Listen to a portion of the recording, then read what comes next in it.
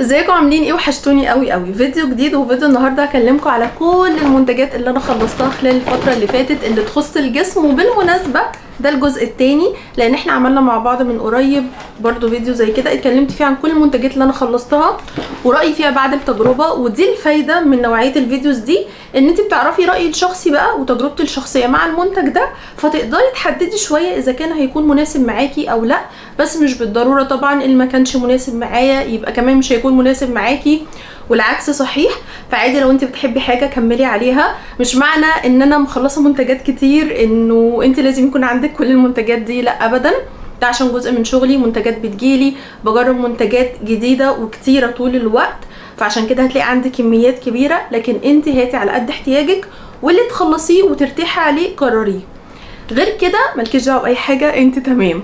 المهم خلينا يلا على طول نبتدي. وهحاول ويكفيني شرف المحاوله ان انا انجز لكم كل المنتجات دي في الفيديو النهارده، واديكم ريفيو سريع عن كل منتج. لان انا الفيديو اللي فات معرفتش احكي الموضوع، وقعدنا ندخل بقى في مواضيع جانبيه ونتكلم ونرغي، ولقيت الفيديو طول وما انجزتش فيه منتجات كتير. فهحاول المره دي ان انا ابطل رغي وابتدي بقى وادخل في الموضوع واقول لكم المنتجات اللي انا خلصتها الفتره اللي فاتت. في حاجه بس قبل ما نبتدي، انا مش رسمه حواجبي، مش عامله فيهم اي حاجه غير ان انا مسرحاهم. عارفين انتوا اللي هو على راسه بطحه ولا ايه؟ عشان انا بس الموضوع ده شغلني الفتره دي، عشان بحاول ان انا اعرضهم وكده، فتلاقوني ايه مركزه معاهم، مركزه اذا كان شكلي غريب بيهم ولا لا. فاتمنى يكون شكلي تمام، يعني مع ميك اب بسيط كده يبقى الموضوع ظابط. لان انا برضو في الفيديو اللي فات برضو قلت نفس التعليق ان انا حاطه ميك اب بسيط، فيا رب ما اكونش باينه قدامكم في الكاميرا عباره عن حواجب. ان شاء الله يعني كله هيتظبط وهيبقى تمام، بس عشان الفتره دي بعرضهم فحاسه ان انا شكلي غريب شويه. عادي، هاخد وقت لحد ما اتقبل شكلي الجديد، وان شاء الله كله يبقى تمام. خلينا يلا على طول نبتدي. اول حاجه هنبتدي بيها وهي ان انتوا تعملوا لايك للفيديو ده لو انتوا اصلا بتحبوا نوعيه الفيديوز دي، عشان نكمل مع بعض على طول السلسله في الفتره اللي جايه. لان انا عندي الدولاب كبس علب فاضيه مش راضيه ارميهم غير لما اكلمكم عنهم. فشجعوني واعملوا لايك للفيديو ده عشان اعمل لكم يعني قريب ان شاء الله منتجات البشره بقى والشعر والبرفيومز. احنا داخلين في 5 دقايق لسه ما ابتدتش، ما فيش فايده فيه على فكره. اعمل ايه طيب اذا كنت بحب الرغي معاكم؟ يعني هعمل ايه في نفسي؟ كفايه خوف من المجتمع، الرغايين يظهروا ويقولوا ان هم بيحبوا الرغي عادي، يعني مش هيحصل حاجه. المهم خلينا بجد نحاول نركز كلنا مع بعض في موضوع النهارده، واكلمكم عن المنتجات اللي انا خلصتها خلال الفتره اللي فاتت. واول حاجه هو كريم الرجل ده، بس انا اعتقد لسه اخر شويه بستخدمهم اليومين دول. الكريم ده اسمه هايدرا فيت، وده هتلاقوه في كل الصيدليات، سواء ده او فوتو سمارت او سكنوفا، التلاتة هاتوهم وبجد هتشوفوا فرق عليهم، خاصة لو استخدمتوا معاهم الكرباميد او الكرباميد. استخدموا طبقة كويسة محترمة على الرجلين كلها من فوق ومن تحت كده، وركزوا كمان على الكعوب، وبعدها حطوا طبقة من الكرباميد. ويعني ممكن تلبسوا شراب لو حبيتوا، ممكن تلبسوا كمان كيس الاول بعد كده شراب لو انتوا عايزين بقى تغذيه مكثفه ونتيجه فوريه. اعملوا الحركه دي بجد هتفرق في رجليكوا جدا، خاصه ان احنا في الصيف الرجل بتتاثر اكتر، بنبقى لابسين اكتر حاجات مفتوحه، بنبقى عايزين نمشي حافين في البيت، فالرجل طبعا بتشقق وبتقشف وبيبقى شكلها مش الطف حاجه. من فتره للتانيه ممكن تعملي باديكير لنفسك في البيت، مش مضطره ان انت تروحي اي مكان. هاتي شويه ادوات وبجد هيسعفوكي، وانا عملت قبل كده معاكم فيديو عن الباديكير بتاع الرجل ونتائجه تحفه بشهاده كل اللي عمله. فانت ممكن تعمليه لنفسك في البيت، بس لو انت عايزه حاجه تقدري تستمري عليها وتشوفي منها نتيجه من غير اي مجهود من غير اي تكاليف، حاجات متوفره في كل صيدليه، سعرها كمان بسيط، استمري على الروتين ده. وانت اصلا مش هتحتاجي ان انت تعملي رجلك باديكير بعد كده، هي خلاص تبقى اوريدي ما فيهاش تشققات وهتبقى الدنيا تمام، فمش هتحتاجي. فالكريم ده بجد تحفه، مخلصاه مره واتنين. وكمان الفوت سمارت برضو تحفه بستخدمه، وسكنوفا اللي تلاقوه فيهم استخدموه، مفيش فايده فيا برضو، مش هنخلص النهارده. المهم خلصت كمان البادي كريم ده من ماذر نيكد، وده جميل ولطيف ولذيذ وكل حاجه، بس مقابل السعر يعني هو حجمه صغنون خالص. يمكن اللي اقدر اقول لكم اوكي ممكن تجربوا حاجه زي كده، ان انت فعلا بتحسي ان انت بتستخدمي حاجه المكونات اللي محطوطه فيها نظيفه. عارفين في حاجات كده تشمي مثلا في وسط كريم كده، تشمي العطر بتاعه، او تستخدميه كده على جلدك، تحسي ان هو الكواليتي بتاعته نفسها مش كويسه يعني.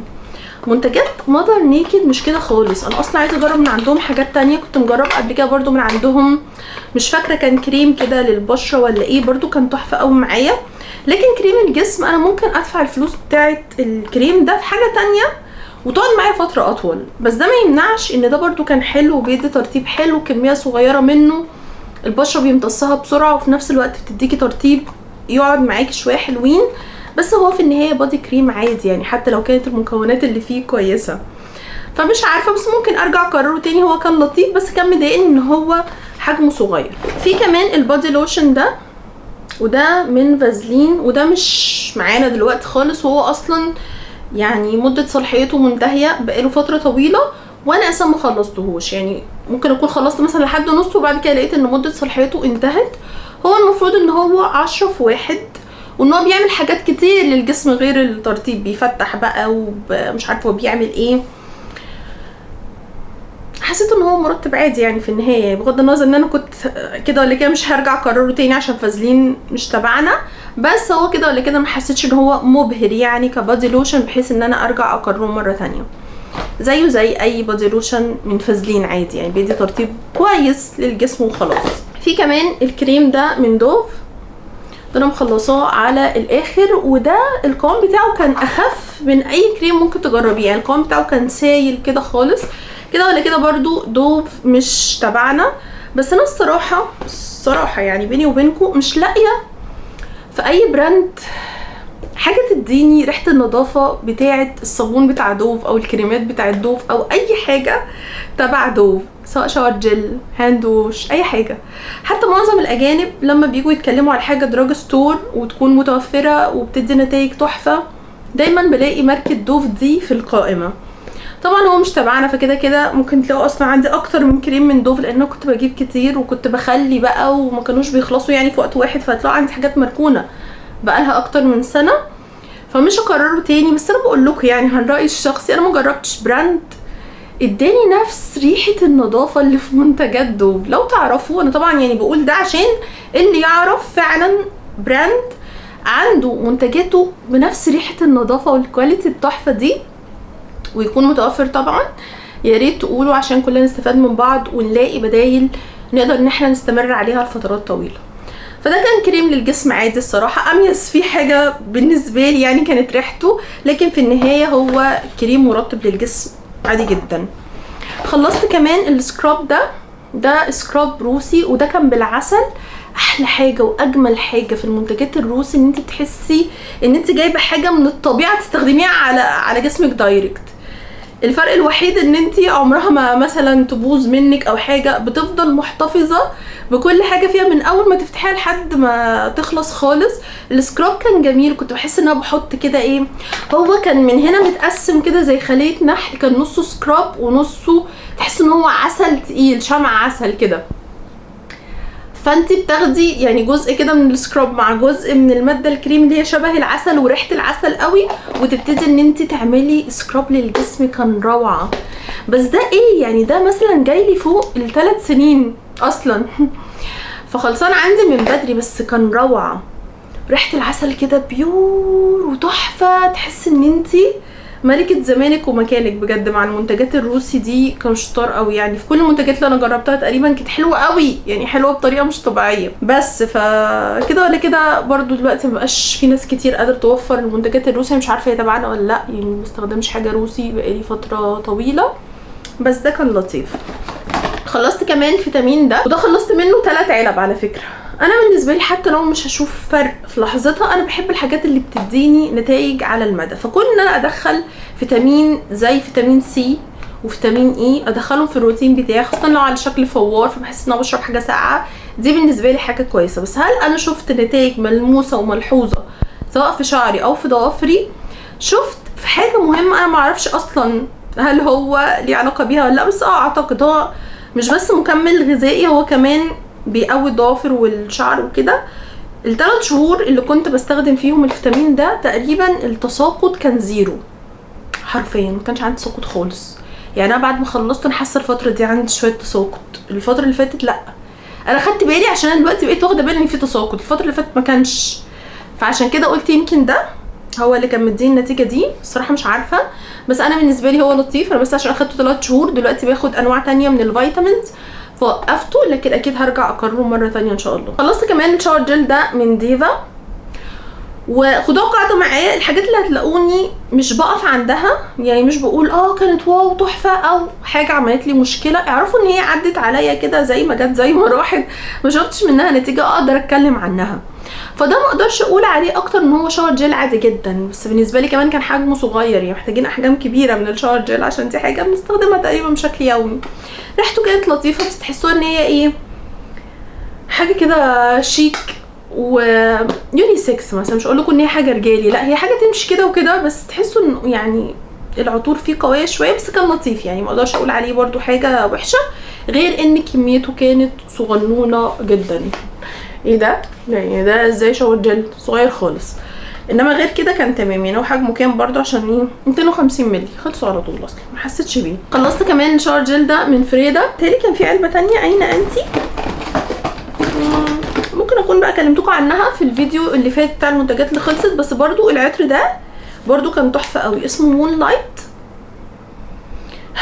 جميل جمال جميل جميل ومنعش، جميل حلو قوي. والتاني برضو كان حلو، يعني انا جربت 2 كانوا حلوين، ما عدا الهاند ووش اللي هو بريحه الاوشن باين او ريحه مش عارفه الساحل ولا ايه، كانش حلو خالص، والريحه كانت غريبه، كانت غريبه ومزعجه بالنسبه لي. لكن باقي العطور اللي انا جربتها من فريدا كانت لطيفه جدا، وكشاور جل حلو، كميه صغيره منه بترغي وبتنضف الجسم مش بينشفه، فحلو يعني لطيف. خلصت كمان البادي لوشن ده اللي هو من بادي ليشز. وانا عندي تعليق وحيد، لو انتي بتحسسي من العطور القويه اللي بتبقى في اي منتجات للجسم عامه، مرطبات بقى، شاور جل، اي حاجه، ما تجيبهوش، لان هو فيه كميه عطور رهيبه. فلو انت بيحصل لك اي تحسس في الجلد منه ما تجيبهوش. لو انت جايبه عشان تستخدميه بعد ازاله الشعر ما تجيبهوش. لو انت عندك اكزيما او حساسيه في الجسم بشكل عام او جروح او كده ما تجيبهوش. انما لو انت عايزه حاجه بديله لحاجات بجد انا شايفه ان هي يعني مش تبعنا، ومش لاقيين حاجه يبقى فيها نفس العطور كده، بغض النظر عن العطر نفسه عشان دي في النهايه اذواق، فانا كنت شايف حتى من قبل الحوارات اللي بتحصل دي ومن قبل المقاطعه وكده، كنت شايفه ان هو دوب قوي الباث اند بادي للبادي كريم بتاعهم، يعني ان هو في نفس الكميه تقريبا، بيهتموا قوي بالباكجينج والديزاين وكده، وبالمناسبه هو براند مصري، وفي نفس الوقت فيه عطور فانت عايش، يعني بتاخدي منه كميه بسيطه كده لو هتنامي بعديها تحسي ان انت بتحلمي احلام سعيده من كتر الريحه الحلوه. فبالنسبه لي كان لطيف، بس انا حبيت عطور منه اكتر من ده اللي هو بالمسك، ما حبيتهوش قوي يعني لكن لو انت ذوقك شرقي هتحبيه. انما انا حبيت عطور تانية منه، بس فكره البادي كريم نفسه كان حلو، وكان ترطيبه حلو، كانت كميته كبيره كمان، شكله كمان لطيف، فكان جميل. وان شاء الله هرجع اكرره مره تانية، بس انا بقالي فتره يعني مش بلاقيه او مش بيجي قدامي، او يمكن عشان بجيب انواع تانية فما ركزتش ان انا اشتريه تاني، بس عادي يعني ممكن لا ان انا ارجع اكرره مره تانية. في كمان البادي لوشن ده من انشانتر، وبالمناسبه هي تبعنا عادي، لان هو هقول لكم صنع فين، في ماليزيا، فهو تبعنا اطمنوا. عشان في بنات كتير بتسالني عن الباودر المعطره الجسم ومقلقين وكده، لانه انشانتر من اكتر البراندات المعروفه في السوق ان هي عامله الباودر اللي هي المعطره للجسم، فبتبقى البنات مقلقه ان هي تجيبها وكده. لا هاتوها لان هي صنع في ماليزيا، فهي تمام تبعنا. ريحته روعه خطيره، ورد بلدي اللي هو باللون الاحمر ده كانك مغرقه جسمك ببرفيوم حرفيا. فنفس الكلام اللي قلناه على البادي لوشن بتاع بادي ليشز، نفس الكلام على بتاع انشانتر. العطور فيه قويه، ترطيبه عادي الى حد ما يعني كويس يعني، بس العطور قويه، فلو انت بتتحسسي مش هيناسبك. لو انت بتتخنقي حتى على فكره مش هيناسبك، لان هو العطور بتاعته شديده. لكن انا بحب كده عادي في الصيف وانت عايش وابقى رايحه جايه ريحتي حلوه، فما عنديش مشكله في الموضوع ده، واكيد هرجع اكرره واكرر منه كمان بعطور تانية. دايما بتشكرولي في الورده اللي هي اللبني، بس انا مش بلاقيها، يعني بلاقي الاصفر بلاقي الاحمر، جربت منهم باودر الجسم، لكن اللبني دي مش بلاقيها خالص. لو لقيتها هجربها واقول لكم برده رايي فيها. وبالنسبه لي كان لوشن لطيف جدا. خلصت كمان البادي لوشن ده من الي جون، وده بالنسبه لي كان برضو لطيف جدا كترتيب، كان هو يديني توحيد لون الجسم. خدوا بالكم انا حتى مش ببقى منتظره قوي من اي بادي لوشن ان هو يفتح الجسم تفتيح اللي هو تفتيح مركز، زي ما بنجيب كده كريم انبوبه قد كده برقم قد كده عشان تحطيه على الاماكن اللي فعلا فيها غمقان شديد. لكن انا بالنسبه لي اي بادي لوشن بيبقى فيه مواد مفتحه بيديني اكتر توحيد للون الجسم بالكامل، خاصه في الصيف تبقي لابسه براحتك وكده، فبنبقى عايزين شكل الجسم برضو يبقى حلو. فبالنسبه لي ده كان حلو جدا بتاع ميلانو اللي انا حاليا بستخدمه، يعني هو لسه مخلص فانا مش حاطاه، برضو كان لطيف جدا وبيدي توحيد لون الجسم، ريحتهم كمان بتبقى لطيفه. فبالنسبه لي كان حلو، اكيد هرجع اقرر ان هو حاجه طبيه وحاجه لطيفه، يعني ان احنا نكون مدخلينها في الروتين بتاعنا. انا عن نفسي بحب اعمل كده. في اللي هو البادي اويل ده، بس هو مش عليه ملامح، بس انا اعتقد ان هو ده بتاع فيفلين اعتقد، لان انا اللي عندي التاني مش بحبه، مش ما كانش الباكج كده، بس انا ما كنتش بحبه عشان ريحته، هو ريحته كانت فل كده، كانت ريحته مش حلوه مش الطف حاجه. بس بالنسبه لي كمان اللي هو البادي اويل ده اللي هو اتش جي برضو مخلصاه، ده جميل جدا برضو، دول حلوين. وبالنسبه لي ما اعرفش، انا حاسه ان كل البراندز المصريه اللي انا جربتها كلها بالنسبه لي البادي اويل بتاعها واحد، يعني امتصاصهم حلو، ما بيسيبوش ملمس دهني، بحب استخدمهم جدا ان انا اقفل بيهم على اي مرطب انا بحطه الجسم. لو انا عايزه بقى اروق على نفسي كده وادي ترطيب عميق، بحطهم في اماكن النبض واحط عليهم البرفيوم، فبيثبت معايا العطر اكتر. العطور بتاعتهم لذيذه، ما عدا واحد انا مش فاكره انا بستخدمه فين ولا حاطاه فين، هو ده اللي انا محبتهوش. انما بالنسبه لي باقي البراندز اللي انا جربتها اللي هي المصريه كان بالنسبه لي تمام وحلوين، واكيد هرجع اكررهم مره تانية. يعني خلصت كمان السكراب ده، وده عندي واحد منه تاني اللي هو بالقهوه برضو فظيع، ده اللي هو من بوبانا، وده اللي هو بالمشمش. اللي عندي اللي بالقهوه برضو خطير، واللي بالمشمش ده ريحته فظيعه. ونعيشه بحبهم قوي، بحب كده لما اكون مستعجله كده وعايزه اعمل شيفنج سريع، بحب طبعا ان انا اقشر جسمي الاول، بس انا حاسه كمان الجلوفز اللي عندي خلاص بقت بتغنيني عن فكره السكراب، بس من وقت للتاني الواحد بيحب يدلع نفسه في عيد ولا حاجه، ولا مستعجله وعايزه اعمل شيفنج وفي نفس الوقت عايزه اعمل سكراب حلو للجسم قبل الشيفنج، فبستخدمه. كميته لطيفه كمان، يعني بيقعد فتره طويله، الحبيبات بتاعته كتير قوي، ففعلا بتعمل سكراب. وكمان الماده الكريمي بتساعد ان هو يمسك على الجسم، ما بتحسيش ان انت الحبيبات كتله والماده الكريمي كتله تانية، فتيجي تحطي على الجسم تحسي ان الموضوع مش جاي معاكي ومفيش اي تقشير في الموضوع. انا كمان عن نفسي شخصيا بفضل ان انا اعمل سكراب في البيت اللي هو قهوه وعسل وزيت زيتون او كوكونات اويل، برضو بيبقى سكراب خطير، وكمان بحاجات موجوده في البيت فمتاح في اي وقت ان انا اعمله. بس لو حبيت ان انا اروق على نفسي وادلع على نفسي واجيب حاجه جاهزه، فبتوع بوبانا حلوه قوي. وكمان اللي هو بالكوفي ده ريحته خطيره، ببقى مستمتعه اصلا وانا بستخدمه. في كمان المرطب ده من لونا اللي هو شكله عامل كده، اوكي بالنسبه لي هو ترطيبه يعني مش اعظم حاجه، بس عارفين انتوا الحاجات اللي مثلا تيجي تدهني بيها الجسم تحسيها رايحه جايه معاكي كده، البشره مش راضيه تمتصها مهما كان الكميه اللي انت واخداها منها صغيره، ده بالنسبه لي كده. فكان اخري بستخدمه على رجلي لحد ما خلصته. هو بيدي ملمس دهني كده شويه، وفي نفس الوقت لو جسمك مندي حاجه بسيطه او مش مندي، تخيلوا بقى يعني حتى كمان لو استخدمتيه على الجاف، معرفش حسيت ان جسمي مش بيمتصه، وما اعتقدش ان انا هرجع اكرره مره تانية. انا بحب اللي هو الانبوبه بتاعته العاديه بتاعت لونا دي، بالنسبه لي من افضل كريمات الايدين الصراحه، وبتجيب من الاخر مع ناس كتير، انما ده ما عجبنيش. خلصت كمان كريم ده من دوف، مش بقول لكم هتلاقوا عندي شويه كريمات كده دوف حبه حلوين، لان انا كنت بحب ريحه الصابون وريحه الشاور جل وريحه الكريمات، بس طبعا هو مش تبعنا. هو برضو كان يعني كريم لطيف وبيرطب وكده، بالنسبه لي كان اميز حاجه في منتجات دوف بالنسبه لي ريحتها الصراحه، لكن كترطيب لا عادي هتاخد الترطيب ده من اي حاجه تانية. خلصت كمان الهاند كريم ده من اماندا، وده تحفه تحفه تحفه، قولوا مثلا دي المره ال15 اللي اكرر فيها الهاند كريم ده، خاصه ان هو بيشتغل على الايد وعلى الضوافر، ومكرراه وحاطاه كمان في الشنطه اللي انا بحط فيها المنتجات اللي انا بستخدمها قبل النوم، او عشان ما انساش، او عشان حاجه تبقى معايا كده واحنا قاعدين نتفرج على التلفزيون، ادهن ايدي ادهن رجلي احط سيرم ضوافر، اعمل حاجه وانا قاعده كده واستفاد بالوقت. فده انا حاطه التاني منه في الشنطه دي، لولا بس ان انا مكسله كنت قمت جبته. بس كده كده ده بيخلص اكرره، يخلص اكرره على طول، وسعره حوالي 35 جنيه، ولولا وغيري هيبقى 40 جنيه. في كرياتين وبجد حلو قوي قوي للايدين وللضوافر، بس ما تكتريش منه برضو عشان ايه ما يزيدش ايديك كده ويدهننها. استخدميه في الشتاء براحتك. وانا اللي قلبت الدنيا على الحلق ده وكله راح فين، وعماله اسال اللي رايح واللي جاي. الحلق ده لسه شارياه جديد، ما لحقتش البسه بره. ده ايه وشكوا حلو عليا.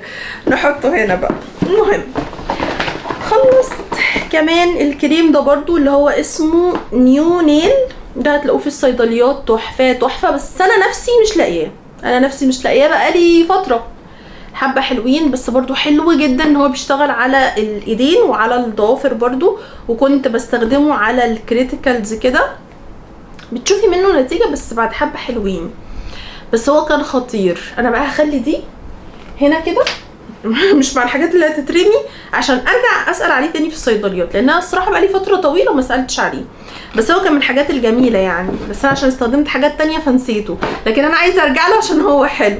فهاتوه لان هو سعره حلو وجميل، بس اذا لقيتوه، لان هو في الغالب مش بلاقيه متوفر يعني. خلصت كمان الكريمات دي من كيران مور، وانا مش عارفه ايه اللي حصل لها. انا كنت بحب الكريمات دي قوي، فجاه عكت، فجاه نشفت، فجاه مبقتش حلوه زي الاول يعني. حتى لما كنت بكلمكم عنه كنت بقول لكم ان هو لطيف، بس يمكن اسخف حاجه فيه هي الباكجينج، ان هي لو حطيتيها في شنطه هتبهدل الدنيا، لو جيتي تمسكيها كده هتلاقيه وقع. ما كانتش دي الطف حاجه بالنسبه لي، لان ده بيعرض طبعا المنتج نفسه البكتيريا كتير طول ما هو مفتوح طول الوقت كده على الفاضي والمليان. بس بصوا ده ولا مثلا صلاحيته انتهت، ولا كنت بسيب العلبه مفتوحه ولا اي حاجه، ورغم كده باظ ونشف وكتل، وتحس ان انت بتحطي ماده دهنيه كده، البشره اصلا مش راضيه تمتصها، عكس ما جربته في الاول خالص. فانا لو كنت بقول قبل كده ان انا هكرر الكريم ده من كيران مور بكل عطوره بقى وجمالها وكده، يعني تروبيكال دي كنت بحبها قوي، الله كانت لذيذه. اسمها ايه؟ تروبيكال. هي شكلها كده الديزاين بتاعها يدي على تروبيكال، هي الشكل ده. بصوا برده من جوه نشف ازاي، حجر ازاي، هو اصلا قوامه مش كده خالص، فما حبيتهوش الصراحه. ممكن اديله فرصه تاني لو حد فيكم طمني وقال لي ان هو رجع زي زمان وبقى كويس، انما لو قلتوا لي ان هو مش حلو اكيد مش هرجع اكرره يعني مره تانية. كده اللي كان عندي منه كل الانواع بتاعته يعني، بس خلاص بقى. كمان خلصت ده بقى مش رول اون، ده اللي هو الديودرنت بتاع نيفيا، وده ما كانش رول اون، ده اللي هو كان هو خلصان عامه، اللي هو يعني ستيك. اوكي انا بالنسبه لي الستيك كان بالنسبه لي انا كان ليه استخدامات في وقت ما، تمام. والصراحه ريحه نيفيا دي ريحته نظيفه الصراحه، ريحته حلوه قوي، اللي هو فريش ناتشرال، تمام. كنت بستخدمه فين؟ انا ما بحبوش في الاندر ارم خالص، ما بحبش فكره الستيك عامه في الاندر ارم. بحس ان وانت بتحطيها لازم اولا تبلي كده سيكه عشان يمشي معاكي، او الانواع اللي انا جربتها كانت كده. الحاجه التانية عشان يتشال بقى من على الجلد، بحس ان الموضوع مرهق قوي في المنطقه دي، وبيخليها تصفر مع الوقت، لان هو بيبقى عامل زي طبقه كده ايه، فازلين لازقه، فازلين ولازقه كمان، كاتمه خالص وسد على المسام. ما كنتش بحس ان الجلد يعني بيتشرب وكده، فما كنتش بستخدمه اندر ارم. وما بحبش فكره الستيك عامه في الاندر ارم، يا اما رول اون وده في الغالب، يا اما سبراي وده في حالات نادره جدا، اللي هو الجو حر جدا وانا يومي طويل بره البيت جدا، فطبعا السبراي بشكل عام بيبقى اقوى بكتير من الرول اون. لكن ده كان ممكن مثلا، ما يعني انا اقول لكم انا استخدامي الشخصي ليه، كان ممكن مثلا احطه بين الصدر، تحت الصدر، بين الرجلين، يعني انتوا عارفين لما بيبقى فيه وزن زايد في فترة ما، او في فترة النفاس على فكرة، بيبقى الجسم اصلا مع الهرمونز وكده ريحتك بتغير اكتر من العادي بكتير، وبيعتمد طبعا برضو على الحاجات اللي انت بتاكليها وكده. فانا كنت بحب امن نفسي مش بس من الاندر ارم، من اي مكان ممكن يعرق عرق شديد، فاكيد مش هدهن جسمي كله، لكن بدهن ثنايات الجسم ما فيهم هنا، ممكن برضو اي مكان انا عارفه ان هو هيعرق. وبالنسبه لي كان لطيف، ما كنتش بحس بيه. لما كنت برجع مثلا في اخر اليوم واخد شاور ما كنتش بحس ان هو لازق في الجسم كده ولازم ادعك عشان اغسله. كان لطيف يعني معايا. بس طبعا انا مش هكرره ومش عارفه ايه البدايل الصراحه ليه. عادي انا بقيت استخدم الديودرنت وما بقتش احتاج ان انا اعمل الحركه اللي انا كنت بعملها في وقت ما دي، لان انا بالنسبه لي البودر المعطره للجسم بتديني تقريبا نفس النتيجه، بتمتص الرطوبه، بتمنع الاحتكاك، بتديكي ريحه حلوه مع الحركه، يعني لطيفه البودر بتاعه الجسم. فما بقتش اصلا اجيب اللي هو الستيك عامه، الديودرنت الستيك مش جايه ليه، الديودرنت ستيك ما بقتش اجيبه يعني في الغالب. تمام. في تاني في بقى اللي هو الرول اون العادي ده بتاع بيزلاين تحديدا، اللي هو الغطا بتاعه لونه كافيه كده شويه او زيتي كده فاتح، روعه. جربوه، روحوا شموه بجد في البارتيشن بتاعهم عادي. ممكن انتوا تشموا اي ديودرنت، ريحته بجد خطيره، ريحته خطيره خطيره وناعمه ورقيقه وتحفه. واحلى حاجه واهم حاجه ان ريحته مش بتغير مع الوقت. في حاجات ريحتها بتبقى تحفه واو فظيعه وتحطيها تحفه واو فظيعه، تيجي بقى على مدار اليوم بقى اما تبتدي بقى تعرقي بقى بجد وتفركي بقى بجد، تلاقي الريحه ايه ما هذا ما هذا، بتبقى الريحه مش لطيفه خالص، بتقلب اصلا. ده ما بيقلبش خالص خالص، ريحته رقيقه وناعمه جميل وبيدي الحمايه اللي انا عايزاها. لاني كده كده ما بطولش بره البيت فترات طويله قوي بحيث ان انا اختبره 24 ساعه زي ما بيعملوا، لا اخري يعني 6 7 8 ساعات اروح البيت تبقى الدنيا تمام. ومعظم خروجاتي اصلا في اماكن مكيفه فمش بعرق العرق اللي هو يعني. خلصت كمان اللي هو السيليكار ده بتاع الندبات، بتاع الجروح، بتاع اثار الحبوب. هو كثيرا تحفه. وبالنسبه لي على فكره جرح السيزيريان يدوب الحمد لله خط بسيط رفيع، فرق جدا في ان هو ما يعملش بقى الحمران بتاع الجرح بتاع السيزيريان ان هو يقلب معايا اسود. لكن انا جربته مع الحبوب ما حسيتش الافكت بتاعه زي مع الجرح، مش عارفه ازاي بس انا حسيت كده.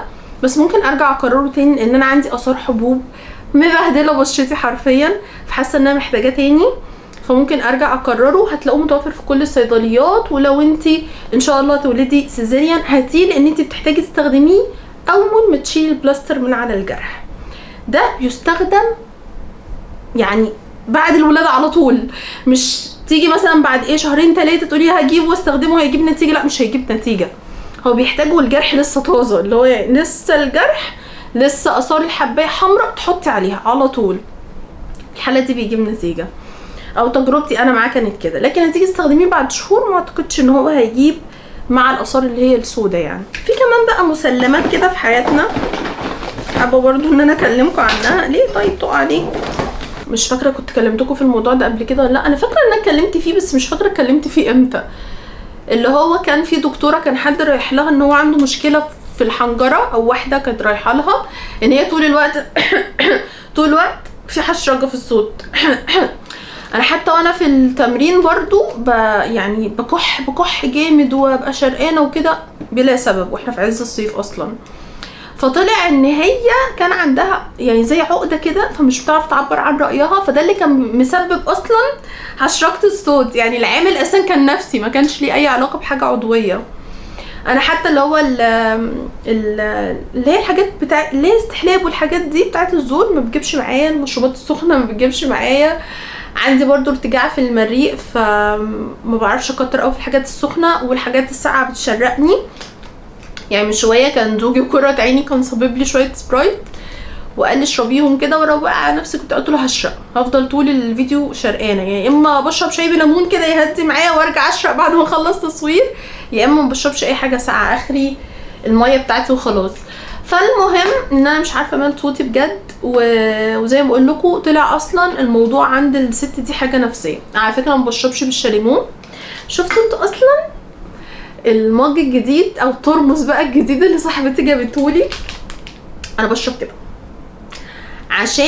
عشان الشاليمون اصلا بقى. مش انا كنت جايبه الجواشة وفرجتكم عليها في فيديو المشتريات، الفيديو اللي هي الشخصيه اللي انا بتابعها اللي هي حبتني اصلا في الجواشة، فكانت بقى بتجيب الناس اللي هي على طول بتشرب من الشاليمو قد ايه بقى عندهم خطوط هنا من بدري. عارفين انتوا الخطوط اللي هي بتاعت العواجيز اللي هي بيبقى البق كله مخطط كده من كتر الحركه دي، يعني عارفين اللي هي السمايل لاينز كده سوري سمايل لاينز. في بقى بيبقى عندهم خطوط هنا كده فوق البق من كتر ما هم بيعملوا بقهم كده، ده بقى بيبقى من الشاليمو.